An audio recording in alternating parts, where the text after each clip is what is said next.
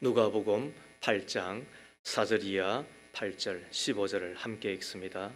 무리가 많이 모여들고 각 고을에서 사람들이 예수께로 나아오니 예수께서 비유를 들어 말씀하셨다.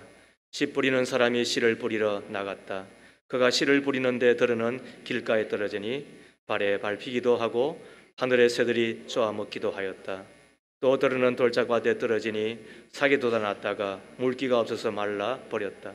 또 들으는 가시덤불 속에 떨어지니 가시덤불이 함께 자라서 그 기운을 막았다. 그런데 들으는 좋은 땅에 떨어져서 자라나 100배 열매를 맺었다. 이 말씀을 하시고 예수께서는 들을 귀가 있는 사람은 들으라 하고 외치셨다. 15절. 그리고 좋은 땅에 떨어진 것들은 바르고 착한 마음으로 말씀을 듣고서 그것을 굳게 간직하여 견디는 가운데 열매를 맺는 사람들이다. 이는 하나님의 말씀입니다. 하나님 감사합니다. 아멘. 나는 열매 맺는 사람입니까? 다섯 번째 이야기를 함께 나누기를 소망합니다. 어떤 사람이 가정생활이 너무너무 고통스러웠는가 봐요. 그가 아내였는데 그래서 기도를 합니다. 예수님, 저의 가정생활이 너무너무 고통스러워요. 예수님이 계신 하늘나라로 절 보내주세요. 그 기도가 얼마나 간절하였는지 예수님께서 드디어 나타나셨어요. 내 딸아, 내 소원을 응답해 주마. 다만 내가 이 세상을 떠나기 전에 내가 너에게 몇 가지 부탁을 하는데 그대로 해주련 하고 물었답니다. 그랬더니 이 부인이 그렇게 하겠습니다. 대답을 했지요. 그렇다면 먼저 몇 가지 부탁을 해보겠다. 내가 하늘나라로 가면 내 장례식이 벌어질 텐데 내 집에 오는 사람들을 위해서 집이 좀 깨끗해야 되지 않겠니? 집안 청소 좀 하려무나. 그래서 열심히 그 부인이 청소를 합니다. 그랬더니 주님이 나타나셨습니다. 내 집에 조그마한 정원이 있는데 내가 오랫동안 풀을 베지 않아서 너무나 지저분하구나. 그러니 내 장례식 때 사람들이 와서 아이고 풀을 베지 못했구만 그렇게 말하지 않겠니? 그러니까 떠날 때는 떠나더라도 내 정원을 좀 가꾸고 떠나면 좋지 않겠느냐? 예, 그렇게 하겠습니다. 그리고는 부인이 정원을 가꿉니다. 풀을 뽑고 또 꽃이도 뿌립니다. 또 주님이 나타나셨습니다. 내가 떠나가면서 아들이 마음에 걸리지? 내가 떠나가면서 엄마가 자식들을 정말로 사랑했다고 느낄 수 있도록 며칠간만이라도 자식들에게 정말 사랑을 느낄 수 있도록 해주면 어떻겠니? 주님 해보지요. 그래서 며칠 동안 자기 자녀들을 안아주고 음식도 해주고 그리고는 사랑하려고 많이 노력을 했습니다. 또 주님이 나타나셨습니다. 마지막 한 가지가 있는데 내 남편을 생각만 해도 속상하지? 그런데 너에게 마음의 상처를 주고 고통을 주던 남편이지만 내가 떠난 다음에 내 남편이 너를 생각할 때에 그래도 그 여자가 참으로 좋은 아내였다고 추억할 수 있도록 사흘만 남편이 무슨 말을 하여도 대꾸하지 말고 사흘 동안 사랑 베풀고 호의를 베풀면 어떻겠니 하니까 부인이 퉁명스럽게 그러면 해보지요. 그리고는 사흘 동안 또 주님이 시킨 대로 그대로 했다는 겁니다. 주님이 다시 오시더니 이제 하늘나라 갈 시간이다. 그런데 하늘나라 가기 전에 내 집을 쭉 한번 살펴보려무나. 그래서 오랫동안 자기가 살아왔던 집을 돌아보았습니다. 정원은 잘 정돈되어 있고 집안은 깨끗하게 정리되어 있고 그리고 며칠간 엄마의 노력 때문에 자녀의 얼굴에는 전에 없던 웃음꽃이 피어나고 남편은 한 구석에서 매우 겸연쩍은 미안한 표정으로 앉아 있었습니다. 그런 자기 집안의 모습을 바라보는 순간 이 여인은 내 집 좋다, 떠나기 싫다 이런 생각이 들었겠지요. 그것을 아시고 예수님이 하시는 말씀입니다. 너 집 떠나기 싫지? 주님 솔직히 말해서 그렇습니다. 너 집이 변하지 않았니? 왜 변했니? 주님 모르겠습니다. 모르긴 왜 몰라? 내가 하라고 한 대로 하지 않았니? 예, 그렇게 했지요. 맞아. 나의 말에 순종했을 때 너의 집은 내가 다스리는 집이 된 거야. 그리고 내 집이 바로 천국이 된 거지. 이런 아름다운 이야기가 있습니다. 우리는 이 이야기를 들으면서 두 가지를 도전받습니다. 그 중에 하나가 하나님의 말씀을 듣고 깨달으면 반드시 변화된다는 겁니다. 여러분 그렇지 않아요?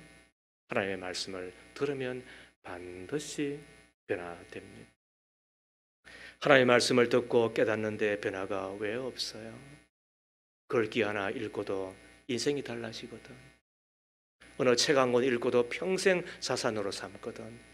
하물며 하나님의 말씀을 들었는데 깨달았는데 왜 변화가 없어요? 내가 변화되잖아요. 내 가정이 변화되잖아요. 내 가족이 변화되잖아요. 내 교회와 내 공동체가 변화되잖아요. 내가 머문 곳이 천국 되는 거잖아요. 하나님의 말씀을 깨닫는 자가 되기를 바라요. 뿐만 아니라 말씀을 깨닫는 자가 되었으면 반드시 지키어 순종한 자가 되십시오.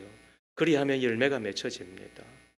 내가 열매가 맺혀졌을 때 하나님이 나를 좋아하시는 거예요. 내가 열매가 맺혀졌을 때 사람과 이웃에게 복이 되는 거예요.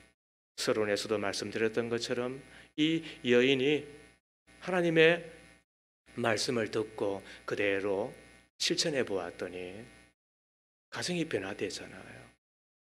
가정이 작은 천국 되잖아요. 그곳에 함께 있던 가족들이 얼마나 좋아해요. 그리고는 이 땅에서 보는 천국이 되니까 천국 가고 싶다는 마음이 싹 가시고 내가 이곳에 더 있고 싶다는 이야기가 되었잖아요. 이것이 뭐예요? 변하고 이런 것이 간증이잖아요. 뿐만 아니라 가족들이 아내를 통하여 엄마를 통하여 예수님을 만나게 되잖아요. 이런 것이 전도의 열매라고 그러는 거잖아요. 그러고 보면 열매 맺는 길이 뭐다?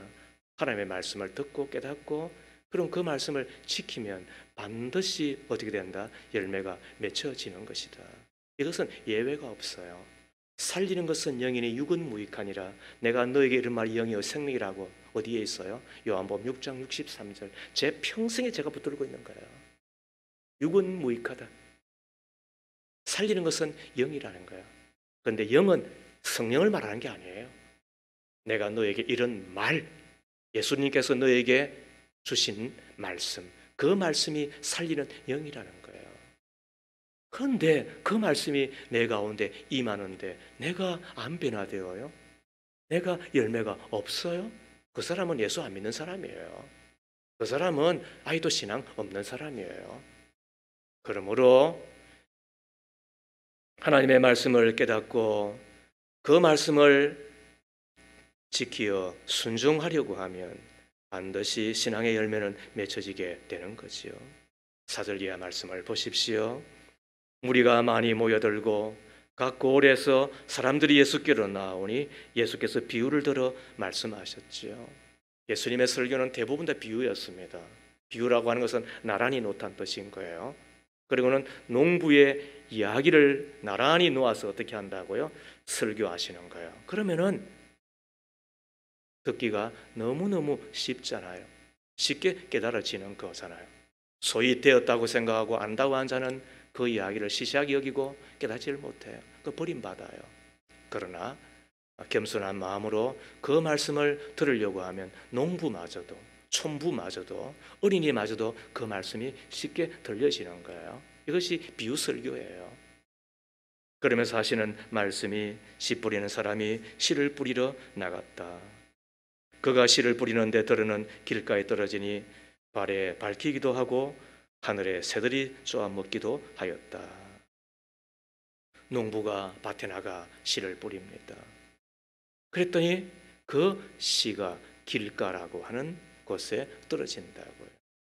그런데 씨는 오늘 읽었던 말씀 11절에 보면 분명히 하나님의 말씀이라고 했습니다. 하나님의 말씀이 어떻게 한다고요? 어떤 때는 길가와 같은 사람에게 떨어진다 전하여지는 거야. 근데 이 사람은 말씀을 듣기는 들어도 깨닫지를 못하고, 그러자 하늘의 새 11절 말씀에 예수님께서 친히 해석하기를 악마가 와서 그 말씀 씨를 빼앗아가 버리고 말았다. 그리고는 구원에서 멀어진 사람이 되고 만 것이다. 사랑하는 믿음의 가족 여러분, 말씀을 우리가 소리 여기면 안 돼요. 하나님의 말씀은 반드시 우리가 듣는 자일 뿐만 아니라 깨닫는 자가 되셔야 돼. 그리해야 구원 얻어요. 그리해야 천국 가는 거야.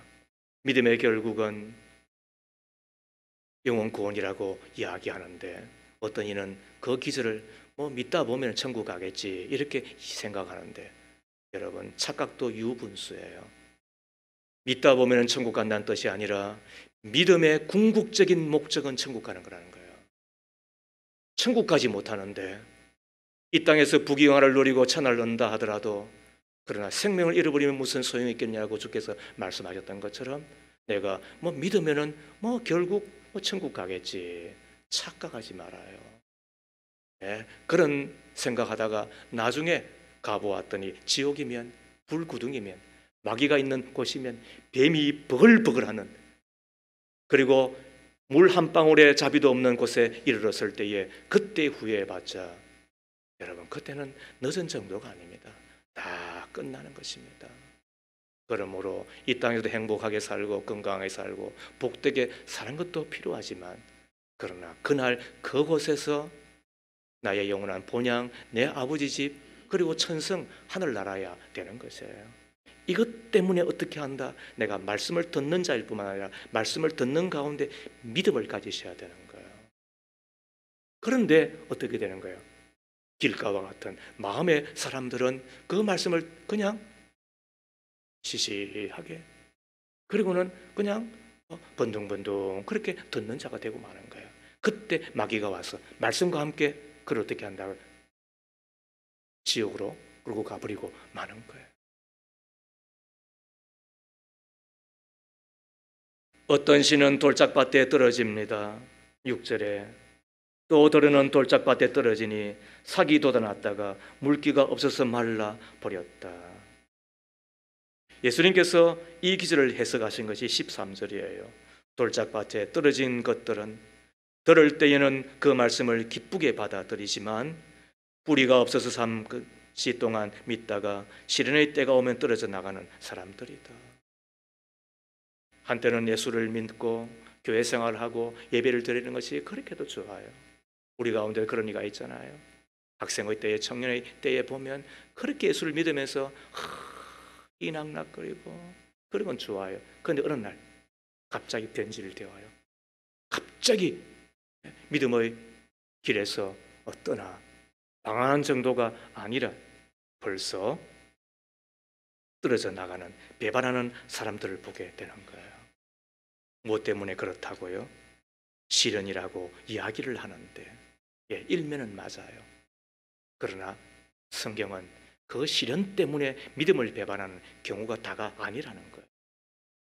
그리고 우리는 시련을 웬만하면 다 이겨내는 자들이에요. 그런데 무엇 때문에 그렇다고요? 성경은 우리에게 너무나도 적절하게 이야기하잖아요. 6절에 물기가 없어서 말라버린 것이다. 시련의 문제가 아니에요. 내 마음의 물기의 문제예요. 환난과 박해의 문제가 아니에요. 그것 때문에 주님을 버리는 경우가 아니에요. 지금도 저 북녘의 땅에 가면 20만 혹은 30만 명의 지하교회 사람들은 숨을 죽이지만은, 그러나 믿음을 배반하지 아니하고 이 땅의 남력을 위하여 기도하고 있다고 합니다. 우리는 기도에 게으른 자들인데, 그런데 저들은 그 핍박과 환난 가운데서도 우리를 위하여 기도하고 있다는 거예요. 그래서 우리가 이만한 믿음을 지키고 있는지 모르겠습니다. 무엇 때문에 저들이 그 시련을 이겨내며 박해와 환난 가운데서도 배반하지 아니하고 사는 자가 되었나요? 그는 물기 때문에 그런 거예요.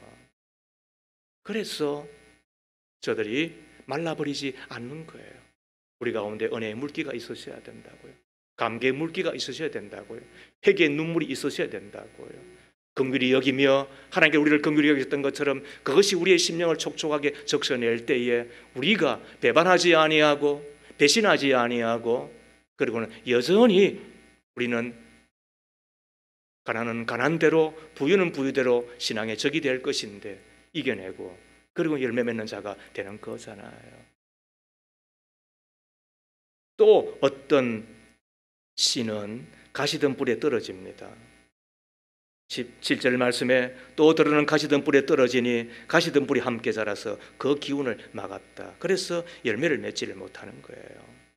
열매를 맺지 못하는 것은 열매가 없는 정도구나. 조금 불행은 하지만은 그래도 야 천국 가니까 다행이다라고 할지 모르지만은 그러나 씨 뿌린 자의 비유는 그 이야기를 하는 것이 아닙니다. 전도의 현장에서 선교하다 보면 네 종류의 사람을 만나게 될 것이다. 길가와 같고 돌짝밭과 같고 가시던 뿔과 같은 마음의 사람들을 만나게 될 것이다. 그것 때문에 너희들이 실망할 수 있다. 그러나 그 중에 한 사람, 좋은 땅과 같은 마음의 사람을 만나게 될 것인데 그들이 30배, 60배, 100배 결실을 맺게 될 것이므로 뭐하지 말라, 실망하지 말라. 그러므로 이 가시던 뿔에 떨어져 그 기운을 막아 열매 맺지 못한다는 이야기는 열매가 없는, 그래서 좀 시시하게 좀 있다가 뭐 나중에 부끄럽지만 천국 가면 되겠구나 하는 그런 사람들을 향한 하나님께서 강력하게 경고하는 거예요. 이들은 가짜인 거예요. 이들은 알곡이 아니라 죽정인 거예요. 이들은 가라지예요. 물론 가라지도 교회에서는 역할을 합디다. 그죠? 양틈에 있는 염소 아시잖아요? 그 염소는 하는 일이 뭐냐, 뿔을 대가지고 막 지박는 거예요. 그러니까 양들은 본래 게으르거든요. 순하니까. 그러니까 피부병이 많잖아요. 그런데 막 염소들이 말이죠, 막 뿔을 들고 달려드니까 이렇게 피하고 또 이렇게 피하고 그러다 보니까 그나마 건강이라도 유지한다는 거예요. 그러고 보면은 교회 안에 가라지들도 일정하게 필요합니다. 저거 꼴 보기 싫다, 제 왼수들. 그런데 그것 때문에 내가 더 기도하고 그리고는 고통스럽지만은 하나님 앞에 더 나와 주님의 은혜를 구하는 자가 되는 거잖아요. 그렇지만 여러분 착각하지 말아요. 가라지는 가라지고 불행을 지나 불쌍하고 불쌍함을 지나 저주인 거예요. 그가 가시 덤불과 같은 사람인 거예요. 그러므로 나는 뭐 열몇 명 정도인데 나중에 뭐 좀 여유 있고 시간이 있고 그리고 노년에 내가 그때 잘해야지. 그런 것 없어요. 그런 일이 일어나지 않을 거니까. 제가 이야기하잖아요.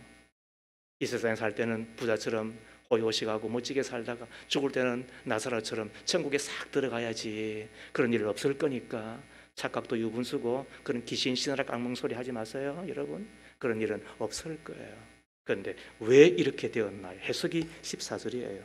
가시던 뿔에 떨어진 것들은 말씀을 들었으나 살아간 동안에 근심과 재물과 인생의 향락에 사로잡혀서 열매를 맺는 데 이르지 못한 사람들이다. 근심 그리고 재물과 인생의 향락에 사로잡혀서 열매를 맺는 데 이르지 못한 사람들이잖아요. 적극적으로 내 마음의 가시와 같은 염려와 탐심과 인생의 향락을 물리치셔야 돼요. 자, 그런데 들어는 좋은 땅에 씨가 떨어집니다. 8절에 들어는 좋은 땅에 떨어져서 자라나 100배 열매를 맺었다. 15절에 그리고 좋은 땅에 떨어진 것들은 바르고 착한 마음으로 말씀을 듣고서 그것을 굳게 간직하여 견디는 가운데 열매를 맺는 사람들이다. 이들이 알곡이에요. 이들이 천국의 백성들이에요. 이들이 천국에서 우리가 함께 살 사람들이에요. 여러분들 물어야 되는 거예요. 나는 열매 맺는 사람인가? 나는 열매 맺는 사람인가? 자, 그렇다면 어떻게 하여야 열매 맺는 사람이 되는 것일까? 바르고 착한 마음의 사람, 그게 이제 좋은 땅이라고 이야기하는데, 여러분 옥토가 본래 좋은 땅이라는 거 아시죠? 우리 교회 옥토 교회, 좋은 땅 교회, 굴랜드예요. 이야, 그러고 보면 여러분들은 다 옥토의 사람들인 줄 믿습니다. 이야, 얼마나 좋아요. 바르고 착한 마음의 사람이 좋은 땅, 옥토라고 이야기를 하는데 그들은 열매를 맺게 되어 있는 것이라고 이야기하면서 다음에 세 가지가 있어야 바르고 착한 마음의 사람 그리고 좋은 땅의 사람이라고 이야기하거든요. 자, 한번 들어보겠어요? 들어보시겠어요? 자, 첫 번째, 열매 맺는 바르고 착한 마음은 어떤 마음이라고요? 말씀을 듣는 마음인 거예요. 15절 말씀에 그리고 좋은 땅에 떨어진 것들은 바르고 착한 마음으로 말씀을 듣고서 그랬다고요. 열매를 맺는 바르고 착한 마음은 어떤 마음이다? 말씀을 듣는 마음이다. 살다 보면 참 선천적으로 악한 사람이 있어요. 그죠? 선천적으로 나쁜 사람이 있어요. 저 사람 참 독하다. 그런데 그런 사람하고 만나면 그냥 인생 종치는 거예요. 여러분들은 돈 벌어주니까 또 한 지붕 아래 살아가니까 또 혹은 이것저것 그래도 좋은 게 아니냐라고 여기면서 그렇게 지나고는 싶지만은 그러나 돌아서서 생각해 보면 참 나쁘다, 참 독하다, 참 악하다. 내가 왜 저 사람 만나서 사나? 요즘은 이 층간소음이라고 하는 것 때문에 이 아파트 공동주택이 알게 모르게 주의도 해야 되지만 피해를 보잖아요. 그죠? 심심찮게 들려지는 이 층간소음에 대한 이야기로 인해서 생기는 사고들을 보면은요, 어떤 때는 진짜 자지러진다고요. 야, 어떻게 저런 사람이 있을까? 저런 사람이 나의 이웃이라고 한다면 어떻게 할까? 한날 고약하고 소문난 놀부가 이 대청마루에 누워 잠을 자고 있었는데 한 스님이 찾아와 시주 받으러 왔소이다. 그러자 놀부는 코웃음을 치며 빨리 눈앞에서 사라지라고 소리를 칩니다. 그러자 스님이 눈을 감고 불경을 외우는 겁니다. 가나봐라, 가나봐라, 가나봐라, 가나봐라. 이 이야기를 들었던 놀부도 미심쩍은 웃음을 지으며 자기도 눈을 감고 불경을 외웁니다. 주나봐라, 주나봐라, 주나봐라, 주나봐라. 이런 놈을 뭐라 그래요? 같은 놈이라 그러는 거예요. 초록은 동색이라고. 스님하고 같이 살 일은 없지만은 이런 놀부와 같이 살아서도 안 되겠지만 제가 드리는 이야기는 뭐예요? 이런 사람들이 있다 없다 있다. 내 뱃속에 난 자식도 틀립니다. 그 중에서도 착한 애가 있고 그렇지 못한 애가 있음을 알게 돼요. 하물며 우리가 만나는 사람들 가운데서도 왜 그렇지 않겠어요? 반면에 어떤 분을 뵈면 마음 바탕이 선천적으로 바르고 착한 마음의 소유자가 있음도 봅니다. 우리 공동체 안에도 많이 있으시잖아요. 그분들을 뵈면 마음에 미소가 지어지죠. 사랑받고 존경받고 있다는 느낌이 민물처럼 밀려오잖아요. 저절로 고개가 숙여지잖아요. 오랫동안 함께 있고 싶은 마음이 저절로 나오죠. 착한 마음의 소유자이기 때문에 그런 거예요. 이런 분들은 신앙생활을 하는데 상당히 도움이 됩니다. 네, 우리가 겪어본 정도가 아니라 스스로도 느낄 거예요. 이런 사람들은 신앙생활을 하는데 상당히 도움이 돼요. 마음이 나쁘고 독한 인간보다는 마음이 선하고 착한 사람들이 신앙생활 하는 데는 한결 도움이 돼요. 왜? 열매를 맺어가기 때문에 그런 거예요. 그러나 여러분 기억하세요. 오늘 이 15절에서 이야기하는 좋은 땅이라고 하는 옥토와 같은 마음의 사람, 이 사람은 그런 뜻이 아닙니다. 바르고 착한 마음이라고 하는 것은 선천적으로 착하다, 바르다라고 하는 뜻이 아니에요. 이런 예를 들면 여러분 어떻겠습니까? 많은 들으십시오. 선천적으로는 사람으로는 진짜 법없이 살 사람이에요. 저 사람은 진짜 호인이에요. 그런데 하나님 앞에 악한 사람이 있어요. 그런데 사람 사이에서는 나빠요. 질이 안 좋아요. 그런데 하나님 앞에서는 착한 사람이기도 해요. 무슨 차이일까요? 그것이 오늘 이 15절에 있는 거예요. 하나님의 말씀을 어떻게 한다고요? 듣는 사람인 거예요.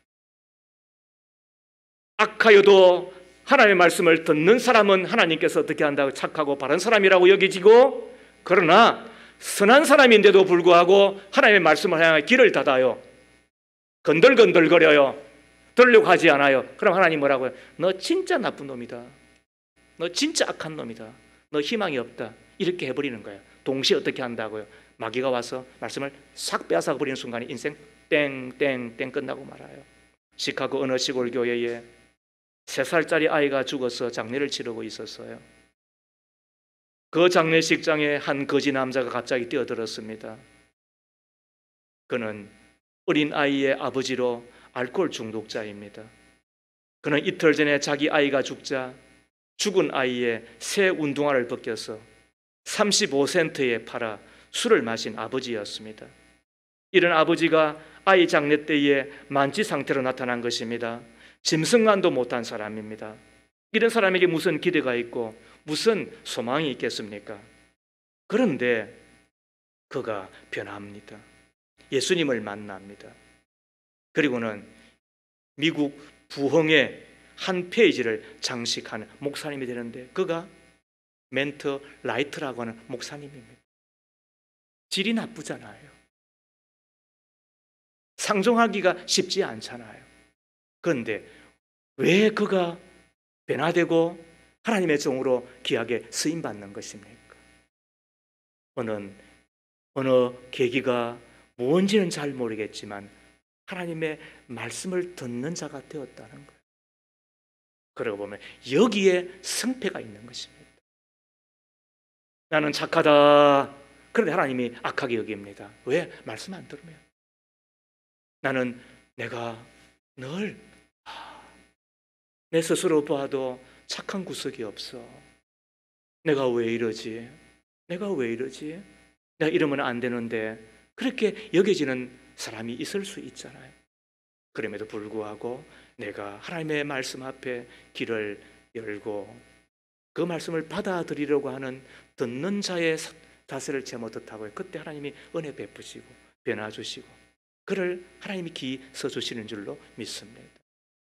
그러므로 우리가 할 일이 있다고 한다면 뭐예요? 주여 말씀 듣는 자가 되게 해 주십시오.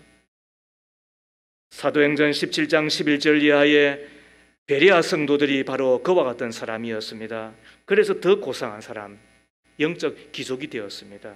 베레아의 유대 사람들은 데살로니가의 유대 사람들보다 더 고상한 사람들이어서 아주 기꺼이 말씀을 받아들이고 그것이 사실인지 알아보려고 날마다 성경을 상고하였다.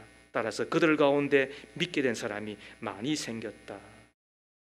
여러분, 바르고 착한 마음은 하나님을 향하여 열린 자세로 말씀을 듣는 자인 것입니다. 말씀을 들을 때에 땅이 씨앗을 받아 열매를 맺는 것처럼 말씀을 마음으로 들으면 열매 맺게 되는 것이잖아요. 열매 맺는 하나님의 사람, 말씀을 듣는 저와 여러분 꼭 될 수 있기를 주의 이름으로 축복합니다. 두 번째로 열매 맺는 바르고 착한 마음은 어떤 마음일까요? 말씀을 굳게 간직하는 마음이래요. 15절 말씀을 다시 보십시다. 그리고 좋은 땅에 떨어진 것들은 바르고 착한 마음으로 말씀을 듣고서 그것을 굳게 간직하여 그랬습니다. 열매 맺는 바르고 착한 마음이란 하나님의 말씀을 듣는 열린 자세를 지나 그 말씀을 들었으면 어떻다고요? 내 마음에 간직하되 굳게라는 거예요. 이 이야기는 내가 붙들고 있다는 거예요. 뿌리가 내리고 싹이 나고 그 다음에 어떻게 한다고요? 열매를 맺어가도록 어떻게 한다? 땅이 그 씨앗을 다 붙들고 있는 것처럼. 그잖아요. 왜 바람이 안 불겠어요? 왜 비가 안 떨어지게 했어요? 그럼에도 불구하고 씨앗은 그렇잖아요. 어떻게 지가 발버둥 친다고 되나요? 발버둥 치면 또 일어나고 말지. 그런데 땅이라고 하는 그 마음은 어떻게 한다고요? 떨어진 그 씨앗을 붙들고 있는 거예요. 이것이 열매를 맺는 바르고 착한 마음의 사람이래요. 그런데 우리는 너무 말씀을 쉽게 잊어버립니다. 들은 말씀을 내 마음에 잘 간직하여야 되는데, 그래야 악한 자 마귀에게 빼앗기지 않는데, 우리는 그 말씀을 너무 쉽게 잊어버리고 또 듣고 난 이후에 흘려버리는 우리가 아닌지 궁금합니다.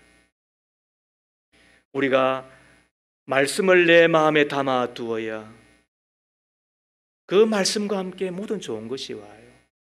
이것이 신명기 28장의 말씀이에요.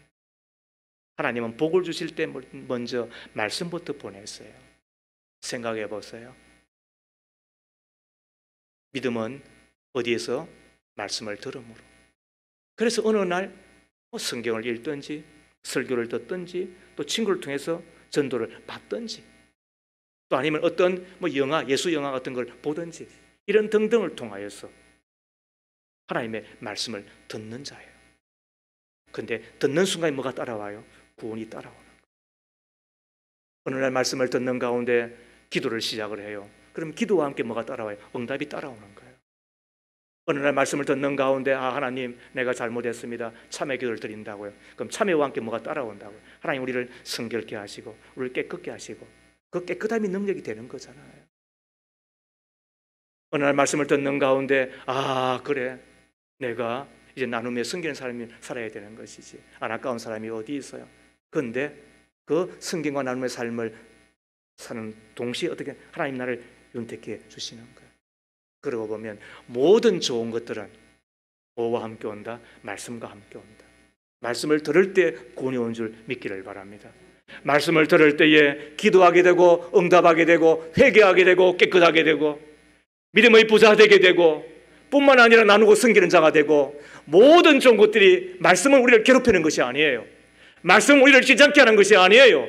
말씀은 우리를 못 살게 구는 것이 아니에요.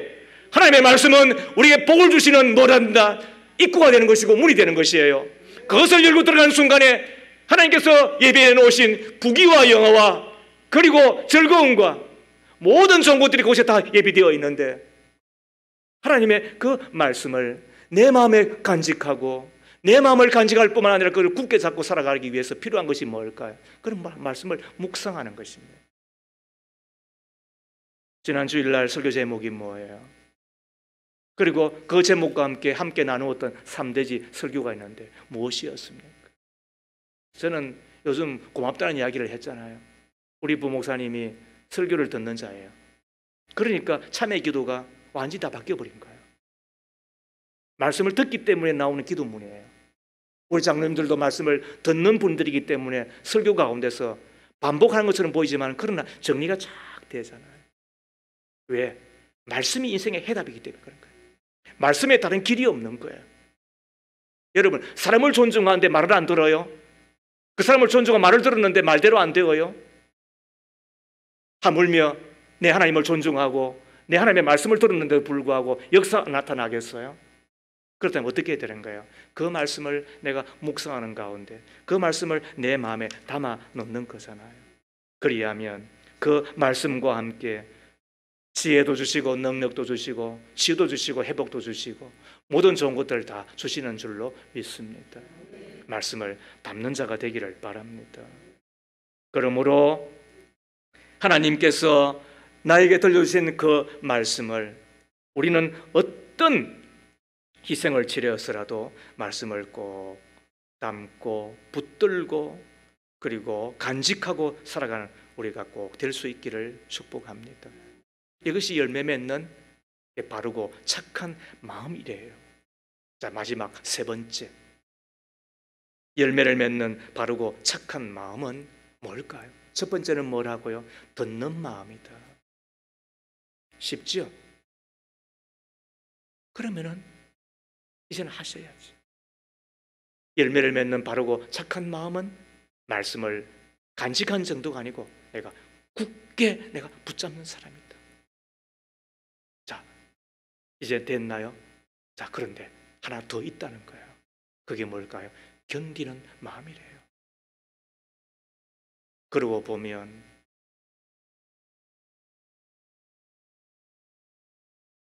길가밭은 물론이거니와 돌짝밭과 같은 또 가시덤불과 같은 마음의 사람들이 열매를 맺지 못하는 이유, 그거는 다른 것이 아닌 것 같아요.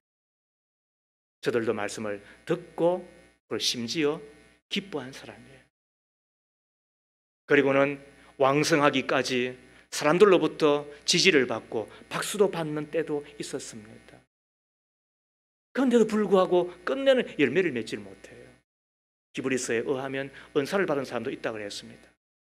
그런데 끝내는 나중에 밀물의 물결에 휩쓸려 그 은혜의 빛을, 구원의 빛을 버리고 배신한 사람이 되고 만 것인데, 그 이유가 뭐라고요? 15절 말씀에 그리고 좋은 땅에 떨어진 것들은 바르고 착한 마음으로 말씀을 듣고서 그것을 굳게 간직하여 견디는 가운데 열매를 맺는 사람들이다.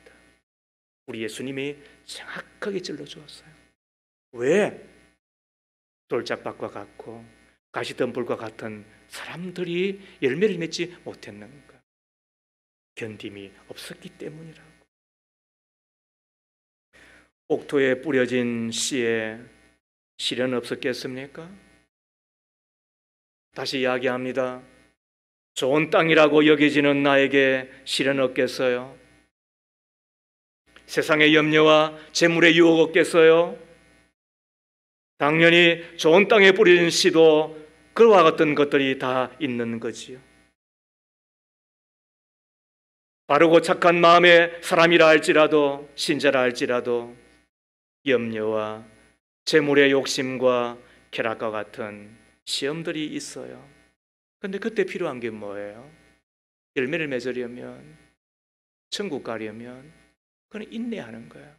그건 견디는 거예요.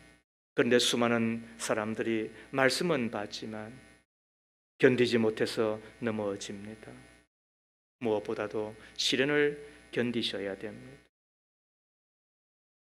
돌짝밭과 같은 마음의 소유자는 환난과 박해가 올 때 주님을 멀리하고 말았습니다. 배반하고 말았습니다. 우리는 시련을 견디셔야 돼요. 내 마음속에 물기를 가득 채워 시련을 견뎌내는 사람이 되셔야 돼요.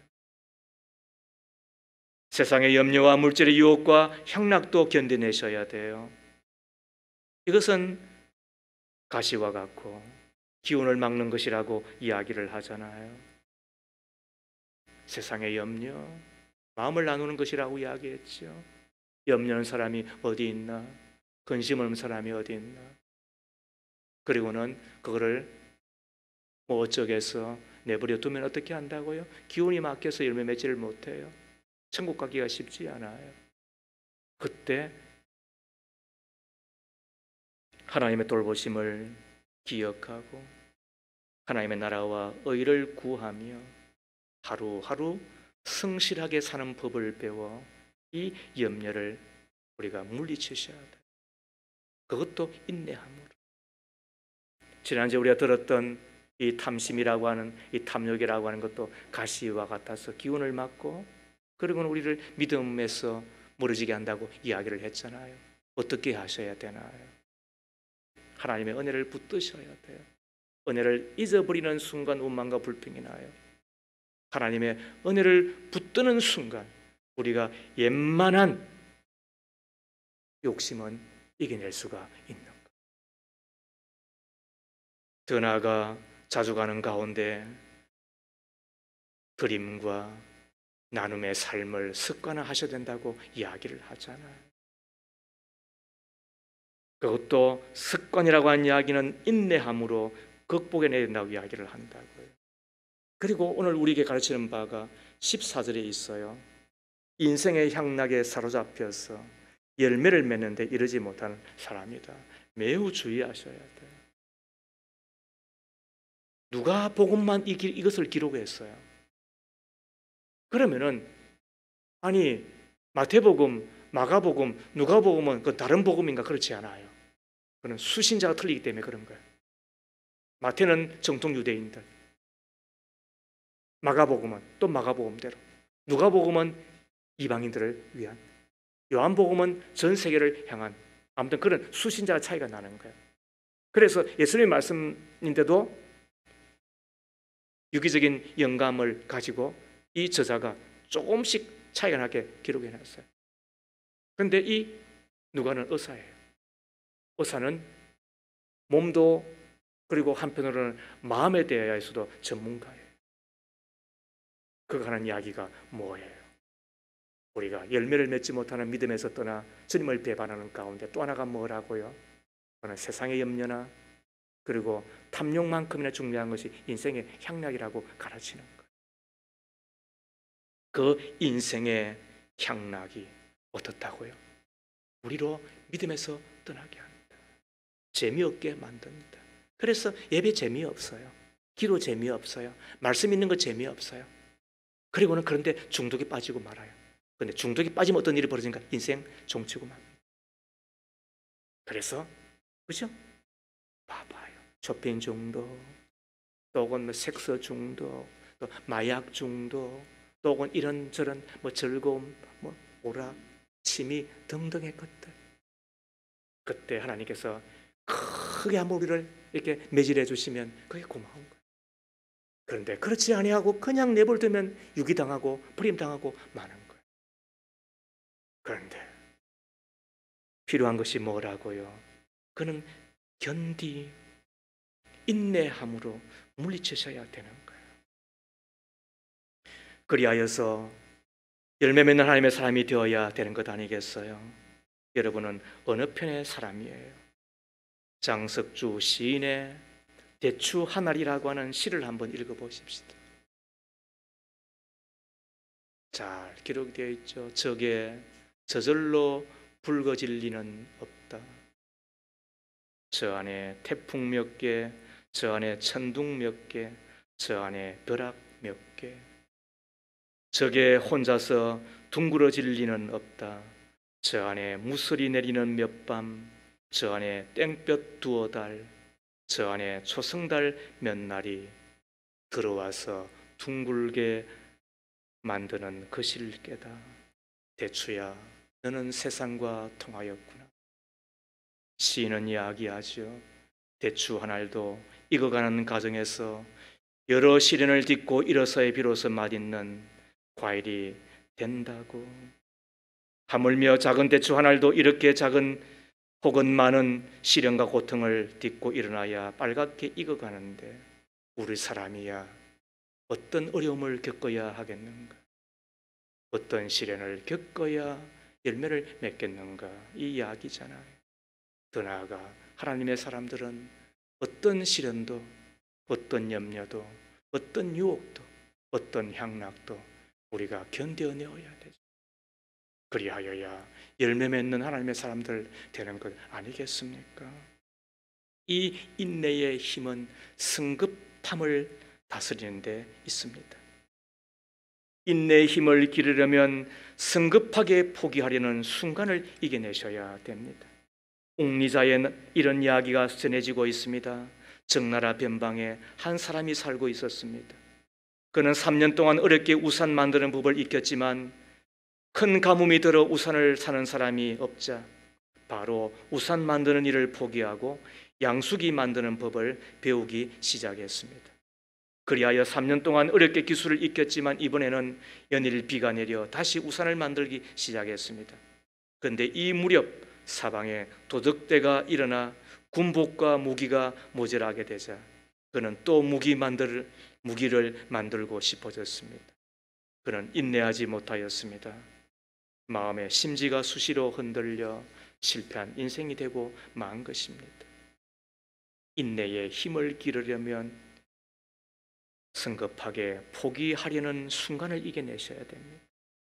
사자굴에서 혹독한 시련을 당한 다니엘도, 형들에 의해 미움을 받고 팔려간 요셉도, 사울 왕에게 시기를 받아 쫓겨다니던 다윗도, 우리 모든 인류를 구속하기 위하여 십자가의 길을 묵묵히 걸어가셨던 예수님도 견딤으로 인내 힘으로 사명을 다 이루셨죠. 성경을 보십시다. 야고보서 1장 4절 말씀에 여러분은 인내력을 충분히 발휘하여 조금도 부족함이 없이 완전하고 성숙한 사람이 되십시오. 여러분의 마음 상태는 어떠합니까? 길가와 같습니까? 아니면 돌짝밭과 같습니까? 가시덤불과 같습니까? 여러분은 좋은 땅의 사람일 줄 믿습니다. 지금까지 우리는 하나님의 말씀을 얼마나 많이 듣는 사람입니까? 그리고 고마움도 있습니다. 그러나 아직도 설이 있고 더 나아가 열매 없는 이들을 보는 안타까움이 있습니다. 우리에게 필요한 것이 있다고 한다면 잎이 아닙니다. 왕성함이 아닙니다. 화려한 꽃도 아닌 것입니다. 그러고 보면 다 압니다. 엄마, 예수 믿는 거 가짜지? 아빠, 그렇게 예수 믿어도 되겠어? 말 못하는 이유는 깃방망이 한 대 맞을까 봐 말을 안 할 뿐인 것입니다. 당신을 보면 진짜 시시하다, 그렇게 이야기하고 싶은 구석이 있습니다. 그런데 매질할까 봐 그렇게 말을 안 하고 있을 따름인 것입니다. 저도 여러분 앞에 열매 없는, 오늘이 정확하게 이제 만 20년이 시작되는 때입니다. 2005년 2월 첫째 주에 여러분들을 제가 배웠습니다. 그리고 10군을 달려왔습니다. 하나라도 제대로 세웠는지, 그리고 하나님의 교회를 만들어 내었는지, 여러분들 가운데 그렇게도 소원하였던 다음 세대 교육과 가정을 세워가는데 조금이나마 일조를 하였는지, 저 때문에 예수를 믿은 사람이 있는 것인지, 그리고 하나님 앞에 드리는 그 기도의 응답으로 말미암아 조금이라도 더 개선되고 나아지고 회복되고 그리고 치유되는 것들이 있는 것인지 무지할 수가 없는 것입니다. 그것이 열매인데, 감히 여러분들에게도 묻습니다. 예수 닮은 구석이 있습니까? 주님이 주신 그 은혜로 말미암아 한두 명이라도 예수 믿은 사람들이 있는 것입니까? 그리고 참회의 기도를 드리며 회개의 열매는 있습니까? 기도응답의 열매, 그리고 기쁨의 열매가 가득한 것입니까? 나를 보고 그 사람들이 당신은 진짜 예수 믿는 사람이라고 그런 간증은 우리 가운데 있는 것입니까? 말만 안 하고 있을 뿐이지 아시잖아요. 주님은 더 아시잖아요. 내 안에 그 열매가 가득하기를, 이를 위하여 내가 선천적으로 악하든 선천적으로 못됐든 선천적으로 게으르든 선천적으로 질이 안 좋든 그거는 그 다음 문제예요. 하나님 보실 때에 바르고 착한 마음의 사람으로 마음을 활짝 열고 말씀을 듣는 자가 되기를 바랍니다. 말씀을 들었으면 내 마음에 굳게 간직한 자가 되십시오. 반드시 씨앗은 사기나게 되어 있습니다. 생명이니까. 그러나 하나 더 필요합니다. 견디셔야 됩니다. 인내하셔야 됩니다. 그것은 뜻은 머문다는 뜻입니다. 스트레스를 주어도 구박을 하여도 위에서 억누르더라도 우리가 그곳에 머무는 바로 그 삶을 계속함으로 맺혀진 그 열매를 가지고 하나님을 영화롭게 할 뿐만 아니라 이웃에게도 복이 되고, 그리고 내 스스로에게 보람과 기쁨이 가득한 저 여러분 되기를 바라는데 믿으시면 아멘 합시다. 살아계신 하나님, 씨앗이 떨어지면 많은 열매를 맺는 것처럼 우리도 열매를 맺어 하나님을 영화롭게 하며 많은 사람들에게 복의 통로가 되는 바르고 착한 마음의 사람들이 되기를 소망합니다. 하나님의 말씀이 땅에 떨어질 때마다 깨달아 아멘으로 화답하며 말씀을 열린 마음으로 듣고 받아들이며 마음에 굳게 간직한 자가 되게 하옵소서. 말씀을 잘 지키되 인내하여 풍성한 열매를 맺어가는 옥토의 가족들 다 되기를 빕니다. 예수님 이름으로 기도합니다. 아멘.